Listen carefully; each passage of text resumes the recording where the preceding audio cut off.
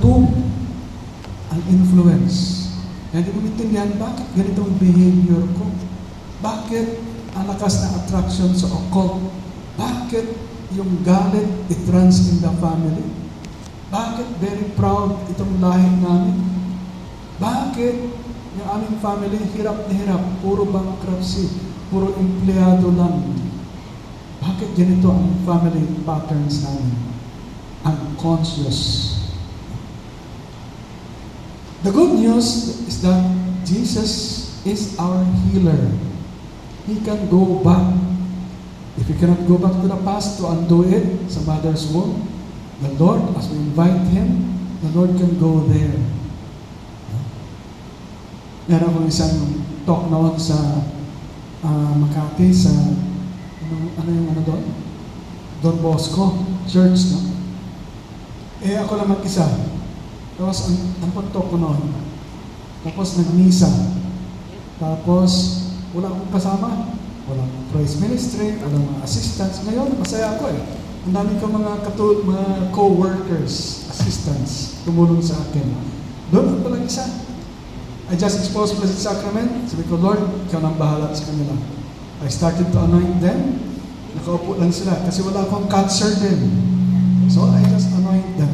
It's one. Padating sa isang lalaki, mga 20 plus years old, biglang bumagsak at nag-fetal position. Nag-fetal position yung lalaki. So, iniwanan ko muna kasi dami ko pang tatapusin i-anoint. Pero sa lahat, siya lang yung bumagsak while seated down at nag-fetal position. Pagkatapos ng lahat, na-pray over ko na, binalikan ko siya. And I asked the Lord to release him. Nang siya'y pumangon, ang kwento niya, naghanap agad siya ng tubig. Tubig, nauuhaw ako. Brad, saan ka ba naglakbay? Saan ka napunta, nag-travel? Sinabi niya sa lahat na nag-fetal position kasi dinala siya ng Lord sa mother's womb. Doon sa mother's womb, nag-struggle siya kasi parang nasusunog yung balat. Hindi siya makahinga, no? Suffocated siya. Yun pala, yung mother, gusto siyang ipa-abort, uminom ng mga gamot, no? Para ma-abort siya.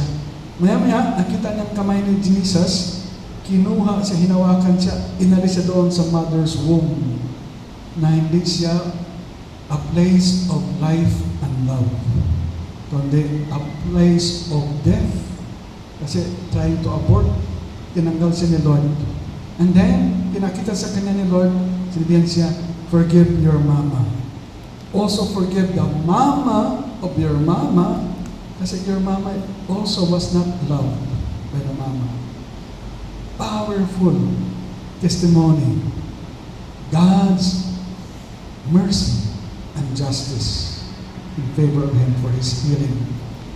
Now, another source of our influence, pinag-usapan ngayon, kahapon pa, ay yung hindi lang unconscious, kundi malalim. Tinatawag yan na Carl Jung, na psychologist, as collective unconsciousness. Yung sa mother's womb, ang tawag nun ay personal unconsciousness. Collective because mga memories, mga trauma, mga pinagdaanan ng mga ninuno natin. Ang iba sa inyo, sensitive, nakakaramdam kayo. Maramdaman ninyo ang trauma nila, ang bigat nila. Maramdaman nyo, nagre-react kayo. Lalo na sa misa, pag nag-alay kayo para sa mga patay. Nagre-react kayo sa mga prayers kasi maraming occult involvement ang mga ancestors. Hindi maintindihan. Katulad ng isang kasama namin noon sa TLC, yung attend siya ng misa doon sa Christ the King. Tapos, ang feeling niya, nakatingin niya ako sa kanya palagi. Sinusundan ko raw siya. Hindi ko wala, hindi ako tumitingin sa iyo. Nagmimisa ako ng normal, tingin ako sa mga tao, pero ang feeling niya, ako daw, ang mata ko nakatingin palagi sa kanya. And then, na ma-pray over na, nagwawala siya. Na-feel niya parang nasusunog siya. Grabing sigaw, grabing struggle. Yun pala, sa mga ancestors niya nagre-react. Amen?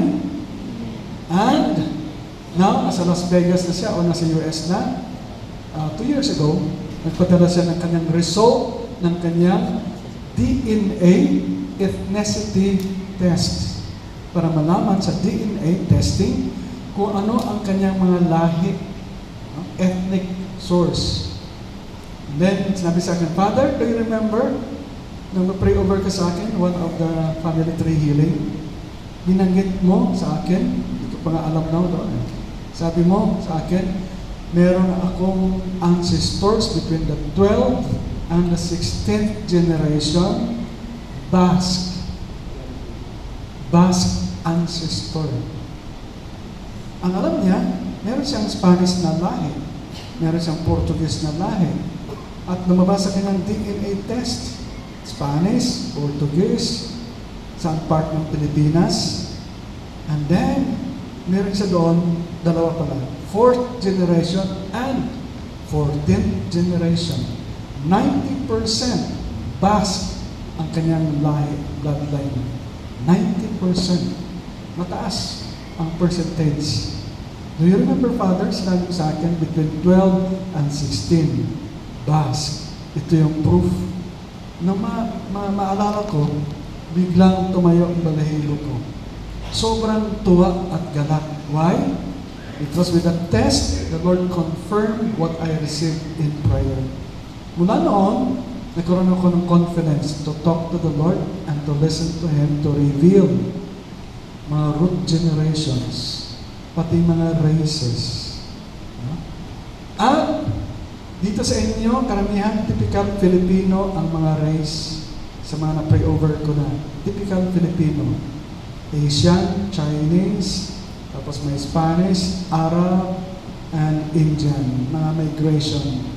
Pero may ilan dito, may lumabas, nagulat ako, meron isa, Portuguese and Italian. Mas grabe pa yung isa.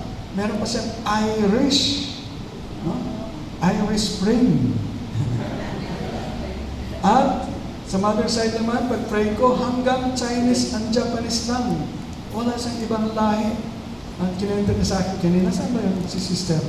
Nagkwento sa akin kanina na ito na, nasa likod. Sabi niya, pure Chinese ang mother niya at tatay ng mother niya. No, nakakagulat si Lord. Pero ako hindi na ako nagugulat sa mga revelations ni Lord. Brothers and sisters, that's the first part of my homily about God's mercy and goodness. He can walk with us to the past, to the source. Bring the healing to the roots.